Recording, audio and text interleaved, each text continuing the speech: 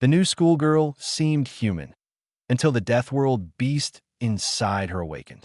The day Nora Calloway walked into our classroom, Gorks was already in the middle of pulling one of his usual tricks. He had reached across the aisle and grabbed the study tablet of a younger Velhari student named Pip, holding it above his wide, gray head while Pip stretched and whimpered trying to reach it. The teacher had stepped out. Nobody moved to stop it. That was just how things worked on Orion Station 7. The Keth were big and loud, and the rest of us had learned a long time ago to look at our own desks and wait for the moment to pass. So nobody noticed the door open.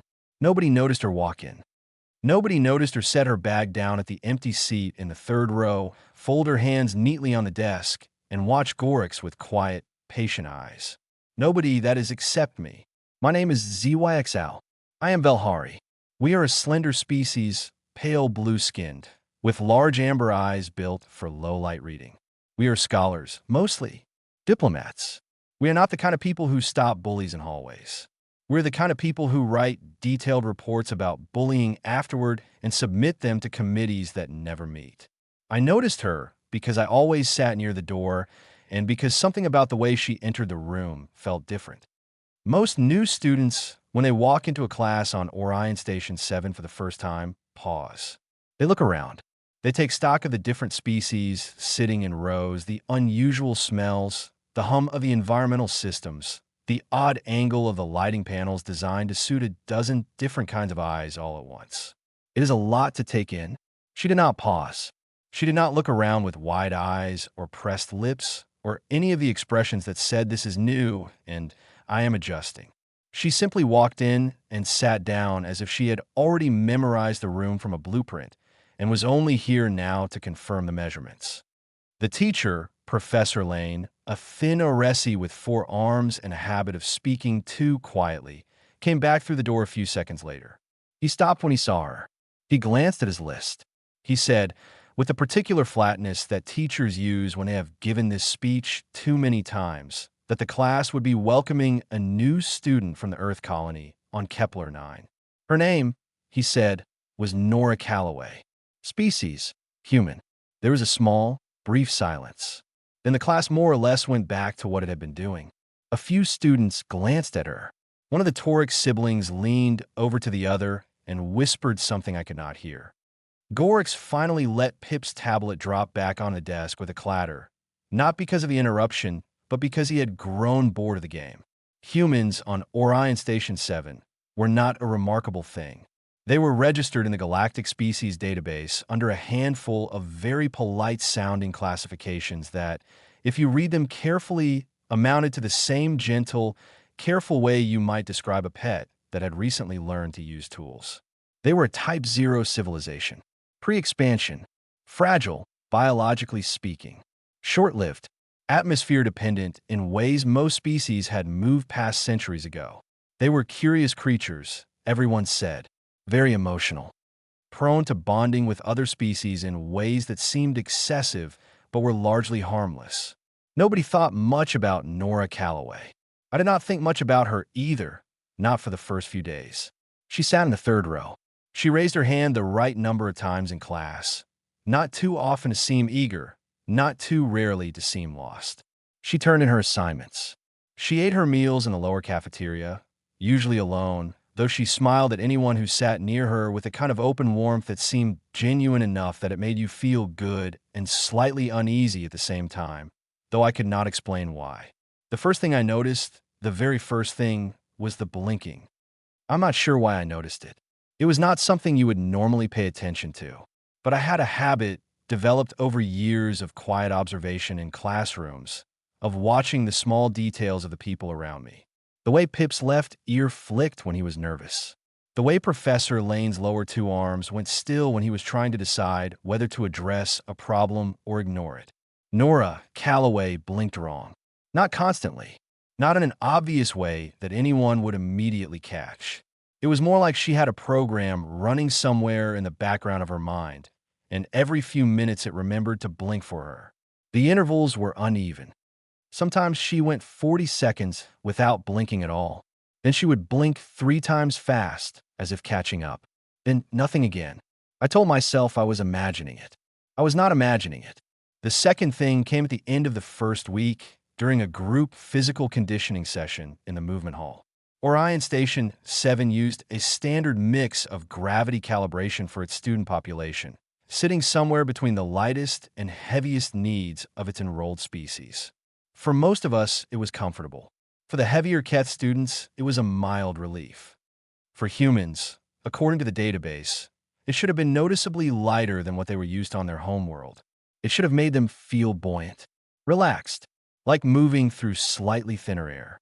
Nora ran the laps at the exact same pace as every other human was theoretically supposed to run them. Measured, controlled. She placed herself exactly in the middle of the performance range. Not last, not first, entirely unremarkable. But I watched her feet. She ran like someone who was holding a door shut, like there was pressure on the other side that she was deliberately not letting through. Her steps were too even, too careful. The timing was not the timing of someone running comfortably at their natural pace. It was the timing of someone who had calculated what their natural pace was supposed to look like and was performing it. I did not say anything to anyone. I was not sure what I would have said. At the end of the week, Gorix and two of his friends stopped Nora in the corridor near the lower library. I was coming around the corner when it happened, and I stopped, pressing myself against the wall. Gorix said something I could not fully hear, but the tone was familiar. Low, amused, with that particular meanness that felt casual because it had never once been challenged.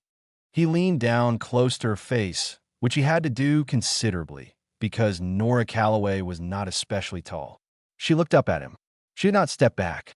She did not look at the floor or angle her body away, or do any of the small, instinctive retreat signals that most smaller species offered to larger ones as a way of communicating that no, really, I'm not a threat. Please do not direct your attention at me. She just looked at him, and she smiled. It was not the same smile she used in the cafeteria. That one reached her eyes. This one lived entirely in the lower half of her face. Her eyes, during that smile, did something else entirely. They went very still, very focused, like something had just finished making a quiet decision. Gorix stopped talking. He stood there for a moment. His body, without him seeming to realize it, had shifted its weight backward, just slightly, just enough that he was no longer leaning in. Then he made a sound like the whole encounter had been a joke all along, waved one of his big hands at her, and walked away with his friends. One of them glanced back, once, then looked forward very quickly. Nora watched them go. Then she turned and walked into the library. I stood against the wall for a long moment after that. I told myself, again, that I was reading too much into things. Gorix lost interest sometimes. It happened. It did not mean anything. But that night, sitting in my small dormitory room with my study screen in front of me and a class assignment I cannot focus on, I found myself searching the Galactic Species database for the full entry on humans. What I found in the summary was what everyone already knew. Short lifespan, biologically fragile, emotionally complex, low physical threat index, registered non hostile, recommended approach, patience and clear verbal communication. Then I clicked into the extended entry, the academic one, not the diplomatic one. I read about Earth. I had to read the environmental section 3 times before it fully settled in my mind. The atmospheric oxygen content was not a printing error. The gravity was not a rounding inconsistency. The temperature range across the surface was not a data collection mistake. Earth was a planet that seemed, from the outside, like it was actively engaged in a permanent argument with every living thing trying to survive on it. High radiation exposure, extreme seasonal variation, an ocean system covering most of the surface, filled with creatures of remarkable size and efficiency. And then there were the land predators, the real ones, the ones that had spent millions of years trying to catch and eat everything that moved, including the humans, especially the humans, for a very long time. I read the line near the bottom of the entry twice, very slowly. It said, Homo sapiens are classified in xenobiology literature as persistence predators. Unlike most apex species that evolved speed or strength as primary hunting advantages, humans evolved endurance and cognitive pattern recognition. They do not outrun prey. They pursue it until the prey collapses from exhaustion. No scientifically confirmed upper limit on sustained pursuit duration has been recorded. I closed the screen. I sat in the dark for a while. Then I thought about Nora Calloway smiling at Gorix, about the way her eyes had gone still, about the way he had taken one step back without knowing he had done it. And I thought about something I had read in a very old human text once for a literature class. A single line that had not meant much to me at the time. Something moved in the dark, and it was us. I did not sleep very well that night. I want to be honest about something. In those first 2 weeks after Nora Calloway arrived, I told myself several times that I was being ridiculous, that I was building a story around a person who was, by every official measure, unremarkable. A human schoolgirl from a colony world, registered non-hostile, low threat index, here to complete the same academic curriculum as the rest of us. I am a Velhari. We are known for our observational habits and our tendency to overanalyze patterns. My dormitory roommate, a cheerful Tauric named Devi, told me I was doing exactly that. Overanalyzing. She said it with great affection and then threw a cushion at me and told me to stop staring at nothing and go to sleep. I tried, but the things I was noticing would not stop happening. The third week began with a lab assignment in Professor Lane's xenobiology class. We were divided into pairs to study comparative anatomy scans of a list of species and write a summary of their adaptive traits. Nora was assigned to work with me. This was how we had our first real conversation. She pulled her chair to my desk without hesitation and set her notes down in a neat stack. And the first thing she said to me was that she had heard Velhari had a second set of optical nerves behind the primary ones that allowed them to see in near total darkness. She asked if that was true and whether it was useful or mostly just disorienting when the lights in a room changed too fast. I was so surprised by the specificity of the question that I answered it honestly and at length, more than I probably intended to. She listened, not politely, in the way that people listen when they are waiting for you to finish. She listened the way you listen when you are genuinely storing information. Small nods, the occasional follow-up that showed she had actually heard what I said. By the time we started on the actual assignment, I felt, against all my better instincts, comfortable. She was funny in a dry, quiet way. She made a small joke about one of the species in our comparison list, something about how the Keth's armor plating seemed like a very direct evolutionary response to very bad neighbors.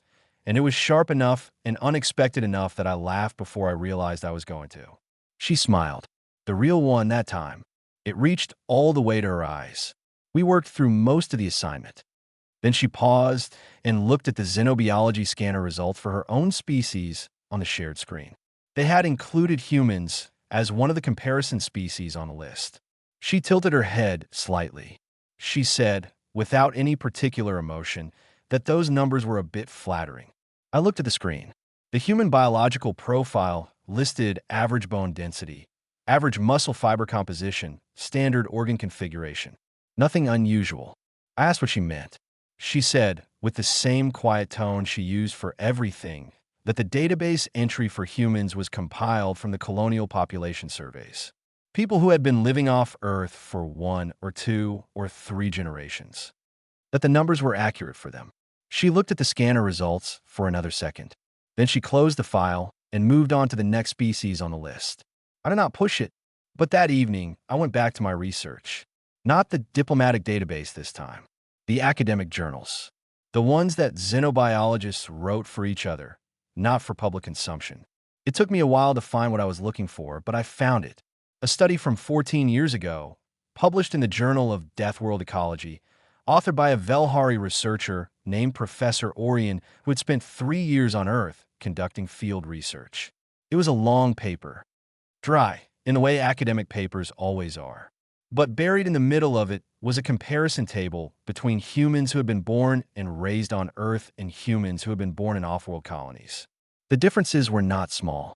Earth-born humans had a bone density approximately 40% higher than the galactic average for a species their size. Their muscle fiber composition was categorized as type 2 dominant, which was the fiber type associated with explosive force output. Their resting cardiovascular efficiency was significantly above what their listed physical size would suggest. Their immune response to foreign biological agents was described by Professor Orion as, and I am summarizing here, remarkable and somewhat alarming in its adaptability. The colonial humans, the ones in the official database, had numbers that were much closer to galactic average. Not weak, but not unusual. 2 or 3 generations removed from the Deathworld their species had grown up on, and the edge had softened. The body had relaxed into easier circumstances. Earthborn humans were different. I looked up Nora Calloway's registration file. It listed her origin as Kepler, 9 colony. But then I found the secondary detail, the one that I almost missed because it was buried in the transfer documents. She had been born on Earth. She had lived there until she was 11. Then her family had moved to Kepler 9. 11 years on the Deathworld. I sat back in my chair and thought about that for a long time. The next day, I watched her more carefully than I ever had before. Not in a suspicious way. More the way you watch something after you realize you have been looking at it wrong, and you're trying to see what it actually is. She was on the surface entirely ordinary. She borrowed a pen from the student next to her and returned it with a thank you. She got a low score on a history quiz and made a small disappointed sound and wrote a note to herself to review the material. She ate lunch alone again, but she was reading something on her tablet and seemed content. None of it was alarming. And yet, in the movement hall that afternoon, during open conditioning time, I positioned myself at one of the study benches along the wall with a reading tablet and watched without being obvious about it. Nora was doing a standard warm-up routine on the far side of the room. Stretches, light movement. Then she stopped, apparently noticing something on the floor near the corner. A small panel on the wall nearby had come slightly loose from its housing, the kind of maintenance issue that showed up on Orion Station 7 with some regularity given its age. The panel was made from a compressed alloy sheet, not especially light. Maintenance staff usually brought tools to reseat them. Nora looked at it for a moment. She glanced around the room once, casually, the way you glance around a room when you're checking whether anyone is paying attention. No one appeared to be. She picked up the panel with one hand, pressed it back into the housing until it clicked, and walked away. I stared at that wall for several seconds. Then I wrote a note to myself. The panel weighed approximately 30 kilograms. I knew this because the same type had been replaced near our dormitory block 2 weeks ago, and the maintenance officer had complained loudly about it. I looked at Nora's arm as she walked back toward her bag. There was no visible strain, no adjustment in posture. She had lifted it and placed it the way I would pick up a study tablet.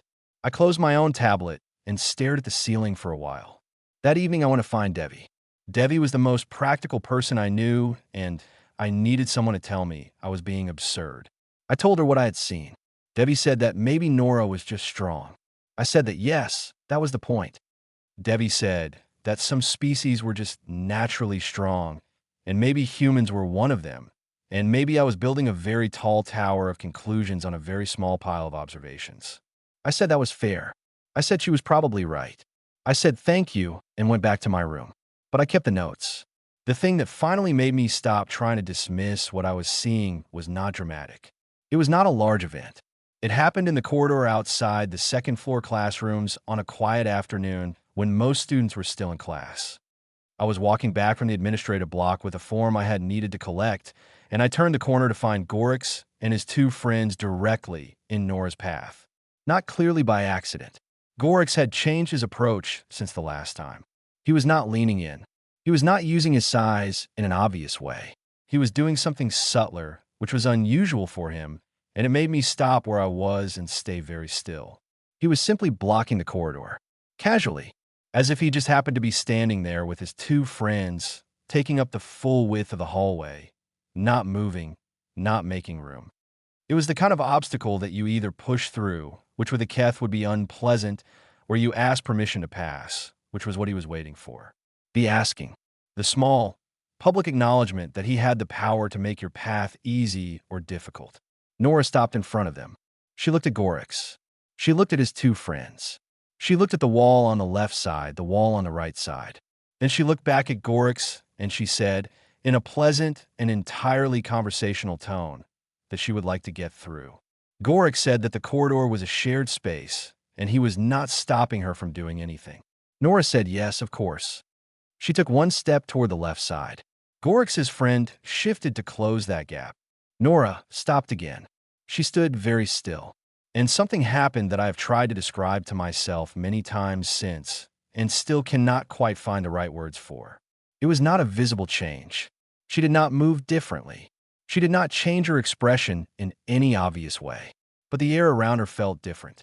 The way the air in a room feels different when a door you did not notice has been quietly opened somewhere nearby, and something cold and outdoor has begun to come through. Gorik's friend, who had been in the middle of smirking, stopped smirking. Gorix himself went very still. Neither of them moved to close the gap. Nora walked through the space on the left side, unhurried, not brushing against anyone, not looking back. She turned the corner. She was gone. Gorix and his friend stood there for a moment. Then one of them said something short, and they all walked the other way. Quickly. Gorix did not look back either. I pressed myself against the wall for a long time after they were all gone. I was not imagining things. Whatever Nora Calloway was doing, wherever she came from, whatever those 11 years on a world that had spent millions of years perfecting the art of building dangerous things had done to her body and her instincts and the very particular way she moved through space, she was not what her registration file said she was. She was not Type 0. She was not low threat. She was something else entirely. Something that had decided, for reasons I did not yet understand, to walk through this station the same way she had walked through those boys in the hallway. Exactly as much as necessary. Not one step more. And I had the very strong feeling, sitting alone in that corridor, that the only reason she was allowed here at all was because the galaxy did not know it yet. I need to tell you about the day in Lab 7, because if I do not tell it exactly right, you will not understand what I mean when I say that my understanding of the universe had a before and an after, and a line between them was 43 seconds long. It began as a routine morning. The kind of morning that has no intention of being anything other than routine. Professor Lane had set up the semester's most complex practical assignment. We were in Lab 7, which was the largest of the xenobiology labs on the education level, with wide white tables and overhead containment panels, and the kind of ventilation system that always made a low, steady sound like distant breathing. The assignment involved live specimens, specifically a scrick's nest. The scricks are not large creatures. Each one is approximately the size of a human fist, built from segments of dark shell with 6 rapid legs and 2 articulated front claws designed for holding prey in place. They live in colonies and communicate through vibration. They are fast. They carry venom in glands at the base of their front claws, venom that causes immediate neurological disruption in most species, something between paralysis and extreme disorientation that lasts anywhere from several hours to several days, depending on your biology. Under containment, there were study subjects, safe, routine, the kind of specimen that every xenobiology class used at least once. The containment panel on Lab 7's specimen housing was old. We learned this afterward. There had been a maintenance request filed and not yet processed. The electromagnetic sealing system had a flaw in its secondary locking circuit that nobody had noticed because it had never actually failed before. It failed that morning. I was sitting across the table from Nora, working through the observation checklist when I heard the sound. Not a loud sound, almost polite. A low, clean crack like a joint popping. Then the hissing began. The containment unit did not open completely. It was more of a pressure failure on one corner that created a gap of approximately 4 centimeters. For most organisms, that would have been insufficient. For the scricks, it was more than enough. They were through the gap in under 2 seconds, and 40 of them in a space that size moved the way liquid moves when you tip the container. Fast, filling the edges, spreading outward. Professor Lane, who was standing nearest to the unit, reacted in exactly the way a person reacts when they are facing something they have never faced before. He stepped backward, tripped on the leg of a stool, and went down. He landed hard. He did not get up quickly. The scricks found him first. He made a sound that I will not try to describe. He went still. Then the room was screaming. I will not pretend I was better than anyone else in those first seconds. I stood up so fast I knocked my stool backward. My body was operating entirely on a signal that bypassed rational thought, the old Velhari instinct that said small and fast and venomous means run. I backed against the far wall. Several other students were already pressed there with me. One of the Toric siblings was trying to get the lab door open and discovering that the containment alarm had auto-locked it to prevent specimen spread. The lock required a code override that needed Professor Lane's biometric confirmation, and Professor Lane was on the floor and not moving. A Scrix dropped from the overhead panel onto the table in front of me. It was very close. I could see its eyes. 6 of them, small and dark, and absolutely without anything you could call thought. Just presence. Just the pure, uncomplicated intention of a creature that had been built by its world to do one thing. I stopped breathing. Then something came between me and it. Nora. She had not screamed. I want to be clear about that. In all the noise and movement of those first seconds, she had not made a single sound that was not deliberate. What I had taken as everyone reacting together, she had not been part of. She had been still. And in that stillness, she had done something that I only understood later when I thought back carefully. She had looked at the room, not in panic, in assessment. The way you look at a room when you're doing a fast, thorough inventory of everything in it. She moved. There are moments that your mind records differently from others. Not in slow motion, because that is not really how it works, but in detail. The way a dream sometimes captures one specific texture perfectly while everything else blurs. My mind recorded this in details. She was not the fastest thing I had ever seen in terms of raw speed. That is important to say. She was not moving in a way that was impossible to follow with your eyes. But she moved with a completeness that I do not have a better word for. No wastimotion, no hosetaschen, no moment between deciding and doing. She picked up the long metal observation rod from the nearest table, not fumbling for it, not looking for it, her hand going directly to it, as if she had known it was there before she looked, and she swept the Scrix off the table in front of me and placed herself between me and the rest of the room. Not theatrically, not with any visible urgency, as if this was simply what you did. What followed was, as I said, 43 seconds. I counted because there was nothing else I could do. I was pressed against the wall, and I could not help, and I counted because counting was the only way my mind had of staying in one piece. She moved through the room. When a Scrix came at her, she redirected it. When one came at another student, she stepped between it and them. She used the rod. She used the edge of a table. She used her own arms and hands when she had to. She did not look frightened. This is the detail I come back to most. Not because she was not aware of the danger, I am sure she was, but because the fear, if it existed, was somewhere underneath the task, and the task was all that mattered right now. 2 Scrix stung her. The first one got her on the left forearm. She looked at it for a single second, long enough to process what had happened, and then she kept moving. The second one got her on the same arm, higher up. She made a small sound, not loud, the kind of sound you make when something hurts and you're choosing not to let it slow you down. She kept moving. At 43 seconds, the last of the Scrix were either contained, pressed into the corner by the weight of students standing away from them, or still. The room was quiet except for people breathing hard and the ongoing hum of the ventilation system. Nora stood in the middle of the lab. She was breathing harder than normal. Her left arm had 2 dark puncture marks with a small amount of blood. She looked at her arm the way you look at a minor inconvenience that you will deal with in a moment. She reached up with her other hand, pressed her fingernails against the edge of the first puncture mark, and worked the stinger out with a small, precise pull. Then she did the same for the second. She set both stingers on the nearest clean surface.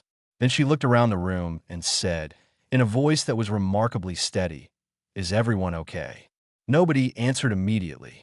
Then Devi, who was against the wall near the back, said yes. Then one of the Toric siblings. Then others slowly taking stock. Professor Lane was still down, but breathing. The emergency medical protocol had already been triggered by the containment alarm, and help was coming. I stood against the wall and looked at Nora. She did not look back. She was already moving to check on Professor Lane, kneeling beside him, 2 fingers at his neck, assessing.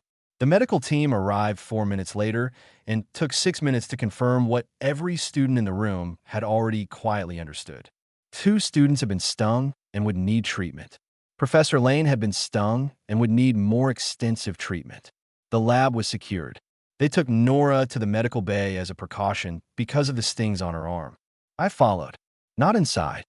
I sat in the corridor outside the medical bay door on a plain metal bench, and I waited while the sounds inside told me that various things were being checked and assessed. After about 20 minutes, the physician, a senior Oresi named Dr. Fail, came out. She did not look distressed. She looked the way physicians look when they have just encountered something that has revised their expectations. She saw me sitting there and she paused. She did not say anything specific about Nora because she was not supposed to, but she looked at me for a moment with an expression I recognized. It was the expression of someone who has just looked at a measurement they did not believe and checked it 3 times and still not believed it. She went back inside. I sat on the bench. The med bay had a small window near the top of the door, not for observation, just for light. Through it, at an angle, I could see Nora sitting on the edge of the examination surface with her arm out. A scanner was running over it. On the display screen behind the scanner, I could see what looked like a cellular activity graph. I had enough basic medical knowledge to know what a normal immune response graph looked like. Slow curve, build over hours. The graph on that screen was not doing that.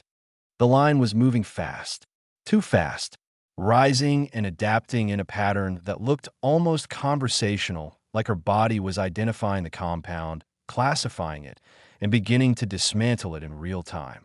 I sat on that bench for a long time after the display went off.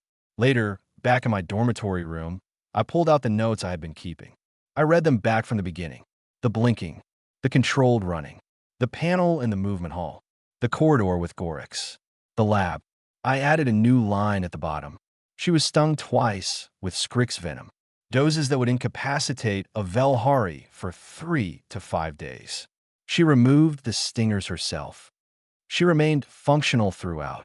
Her immune system appears to have begun active neutralization within minutes. I stared at what I had written. Then I added one more line underneath it. She did not become capable of that in Lab 7. She was always capable of it. She had simply never had a reason to stop being ordinary. I closed my notes. I sat in the dark. And I thought about something that had been sitting at the edge of my mind since the very first day she had walked through that door and not paused, not looked around, not needed a single second to adjust. I had been watching her and thinking, what is she hiding? But that was the wrong question. The right question was something else entirely.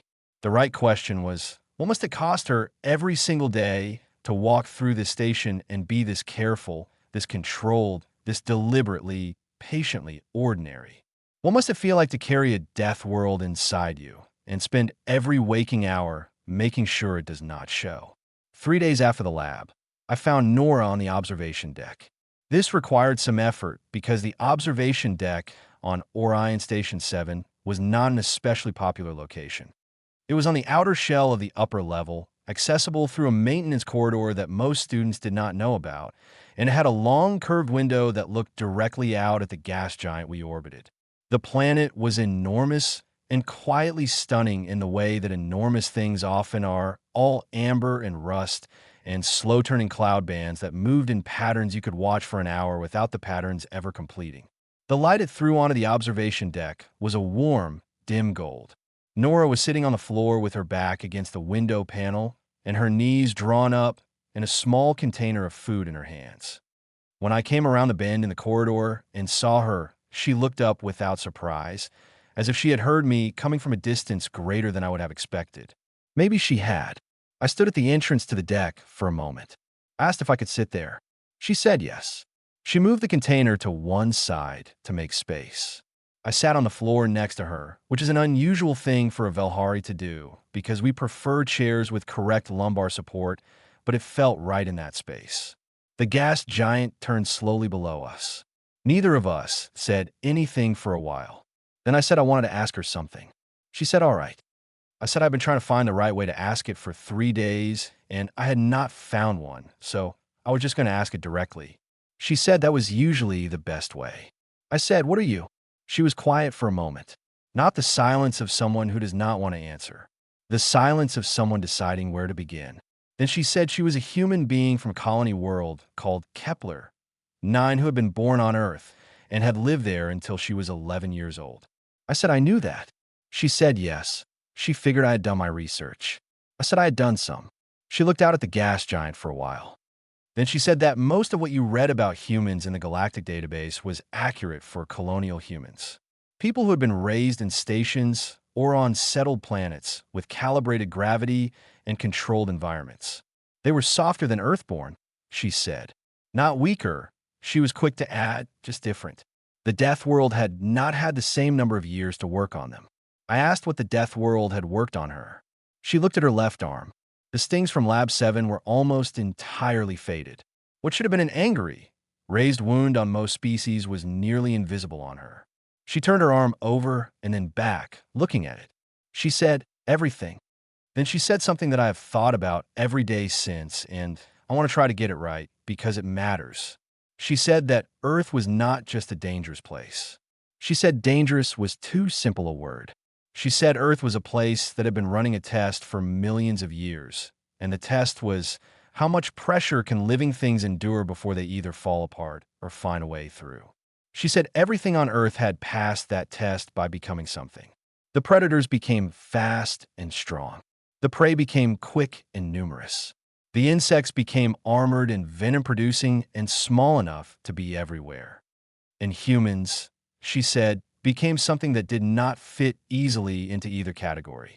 She said humans, for a very long time, were not at the top of anything. They were medium-sized and thin-skinned and slow compared to almost everything that wanted to eat them. They did not have venom. They did not have armor. They could not climb especially well, or dig especially fast, or hide especially easily. What they had, she said, was time. They could look at a problem and come back to it. They could watch a predator for weeks and learn its habits. They could look at a plant that made another animal sick and think, what if I used that? They could take the things the world gave them and combine them in ways the world had not intended. But more than that, she said they could endure. She said the Velhari word for it would roughly translate as persistence, but it was not just persistence in the physical sense. It was persistence in the emotional sense too. Humans could lose things, terrible things, things that would break a softer species entirely, and they would grieve and they would struggle and they would feel the full weight of what had happened to them. And then they would keep going. Not because the grief went away, because humans had learned generation after generation that going forward was something you did while still carrying the weight of what came before. She was quiet for a moment after saying that. Then she said, Earth made us hard, but we decided to make ourselves soft. I asked what she meant. She said that humans had spent a very long time doing terrible things to each other and to every other living thing they could reach. She said it plainly, without apology, the way you state a fact about history that you have made peace with even though you're not proud of it. She said her species had been, for a significant portion of its existence, extraordinarily good at destruction. Then, slowly, imperfectly, and with a great deal of backsliding along the way, they had started to try to be something else. Not because they became less capable of the other thing, because they chose not to. She said, we're not peaceful because we are gentle. We are peaceful because we know what we look like when we are not, and we decided we did not want to be that. I said that seemed like a very hard thing to maintain. She said it was. She said it was something her species worked at every day. She said the death world was not a place you left behind. It was something you carried. The instincts were always there. The reflexes were always there. The capacity was always there. She looked at her arm again. She said, 3 days ago, something threatened the people around me, and everything I carry woke up. That is what happened. That is all that happened. I said that what I had seen her do in that room was not all that happened, but I understood what she meant. She smiled. The real one. I asked her about the deliberate, ordinary performance. The controlled scores in conditioning. The careful blinking. The way she carried herself through every corridor and classroom as if she was always checking how much room she was taking up. She was quiet for longer this time. Then she said, The last time a human student stopped being careful at a multi-species school, 3 separate governments filed formal complaints with the Galactic Council within 48 hours. One species asked the Human Colonial Authority to please stop sending students to off-world academies until further notice. The request was denied, but it was not a pleasant conversation. She said her mother had told her, before she left for Orion Station 7, "Be small, Nora. Not because you are small, because they are not ready yet for how large you actually are." I sat with that for a while. The gas giant turned below us. Then she asked me about myself, about Velhari, about what I was afraid of, about what I wanted to study and why.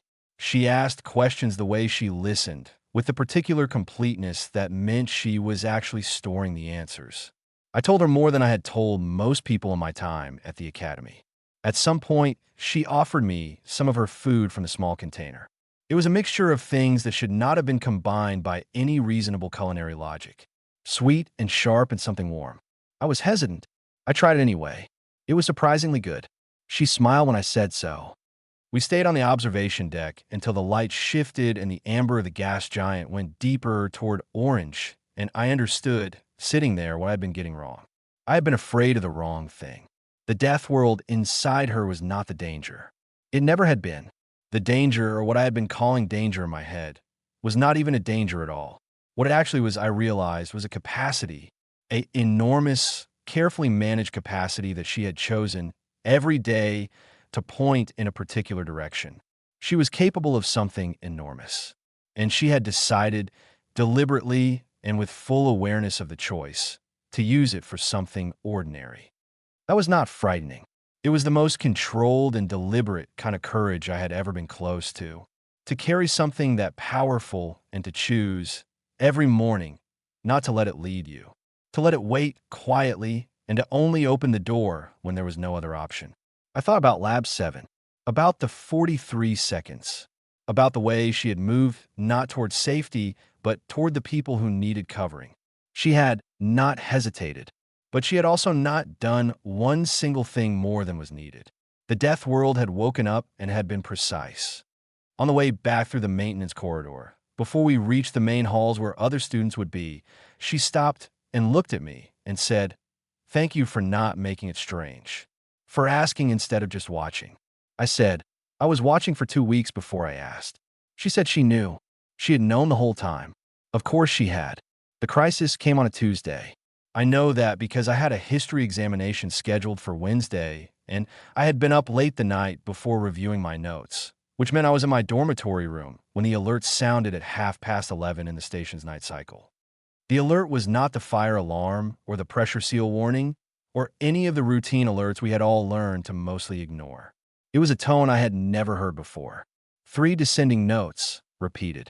The station's emergency broadcast system came on immediately after, and a very calm, very steady voice told all students and non-essential personnel to remain in their dormitory sections and secure their doors. That was all it said. We found out the rest in pieces, the way you always find things out when information is being controlled.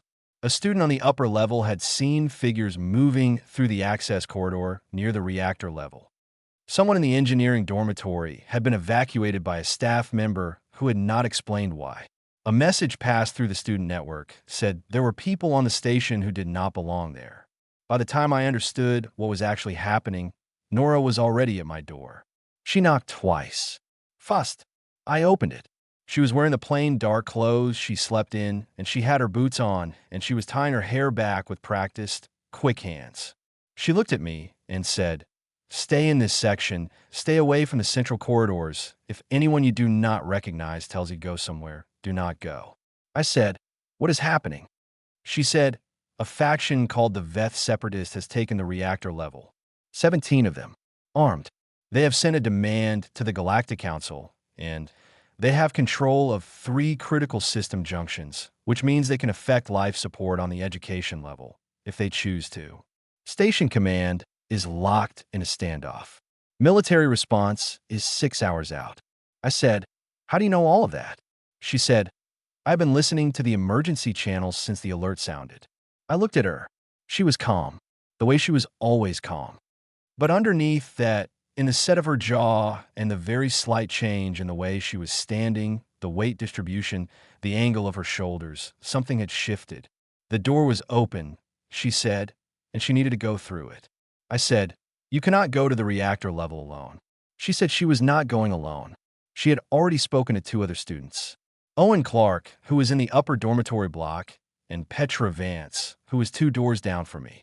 Both of them were human. Both of them were Earthborn. I thought of Owen. He was a quiet, large-shouldered second year who read a lot and said very little. He sat in the back of the shared study rooms and helped younger students with their coursework without making a production of it. I thought of Petra. Petra was small and red-haired and laughed easily, and once, during a shared cooking session, had eaten something that a Ket student had accidentally made far too sharp for most species and had said it was pleasant. I thought about what I now knew about Earthborn humans. I said to Nora, "All 3 of you." She said yes. She said, "Stay here, keep Devi calm, do not go in the main corridor for any reason. Give me your station access code, in case we need to get a door open without command override." I gave it to her. Without thinking about it, she memorized it in the 4 seconds I was reading it off my tablet. I watched her do it. She did not write it down. She said, "Thank you." She started to go. I said her name. She stopped. I said, "Be careful." She looked at me for one moment with an expression that I can only describe as the opposite of the one she used when she was being deliberately ordinary. This was unguarded, real. It was the face of someone who was about to do a very difficult thing and did not feel the need to pretend otherwise. She said, "I'm always careful. That is the whole point." Then she left. I closed my door. I went and knocked on Devi's door. She was already awake. I sat with her, and we monitored the student message network, and I told her as much as I knew, and she gripped my arm and did not say anything for a long time. An hour passed. 40 minutes more. The emergency channel, which Devi and I were listening to on the lowest volume setting, was mostly silence and the occasional terse communication between station command and whoever was on the reactor level. Then, at approximately 1 hour and 40 minutes after Nora had left my door, something changed on the channel. A voice I did not recognize, tense and flat, reported that intruders had been neutralized on the reactor level. All 17. No station personnel harmed. Minor structural contact in 2 of the service corridors. Life support junctions were being restored to manual control. Medical was not required. Then station command asked for confirmation of the source. The voice said, "Students." There was a pause. Station command said, "Please repeat." The voice said, 3 students. Human. They are currently securing the reactor level's north access corridor and are requesting that someone from command come and take over so they can go back to their dormitories. There was a longer pause. Then station command said they were sending a team. Devi and I sat very still in her room and looked at each other. She said, 3 students. I said yes. She said, "Human." I said yes. She said nothing else for a while. At 2:15 in the morning, Nora knocked on Devi's door. She had a small cut above her left eyebrow, and she was holding her right shoulder in a way that suggested it was unhappy with her, but she was standing straight, and her expression was the familiar one, the contained, deliberate one, the ordinary one. She said, "Everyone is okay on the reactor level. They have it from here."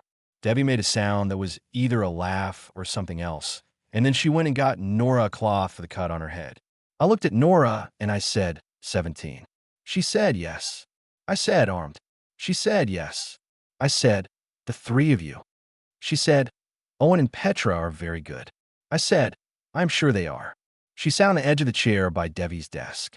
She was tired. The first time I had ever seen her look tired. Not damaged, not hurt, but the specific tired that comes after you have spent an hour and 40 minutes being entirely and completely everything that you're capable of being. She accepted the cloth from Devi and pressed it against her eyebrow. She looked at the floor for a moment. Then she looked at me and said, "You know what the hardest part tonight was?" I said I did not. She said, "Knowing when to stop." I did not say anything. She said, "When you're built the way we are, when everything in you is trained and ready and the door is open, the hardest thing in the world is making sure you only go exactly as far as you need to. Not one step further. 17 people with serious intentions and a plan that could have hurt a lot of people. I needed them stopped. I did not need anything beyond stopped. She was quiet for a moment. She said, "We have a saying on Earth. Actually, we have about 1,000 sayings on Earth. We are a very saying-heavy species. But the relevant one here is, the measure of a person is not what they do when they have no choice. It is what they do when they have every choice." She pressed the cloth more carefully against her eyebrow. She said, "I choose the same thing every time. I hope I always will." The station was quiet around us. The emergency alert had been downgraded. The hum of the life support systems had evened out. Somewhere above us, the reactor level was being checked and restored by station engineers who had arrived to find their problem already solved. The Galactic Council's official report, which I read in full 3 weeks later when it was released, classified the human student's intervention using a phrase that I have thought about many times since. It said their response was disproportionately effective given registered threat classification. There was an attached motion to immediately review all human threat index filings across the galactic database. The motion passed. It was not exactly how the galaxy had expected to update its records on humankind, but it was accurate.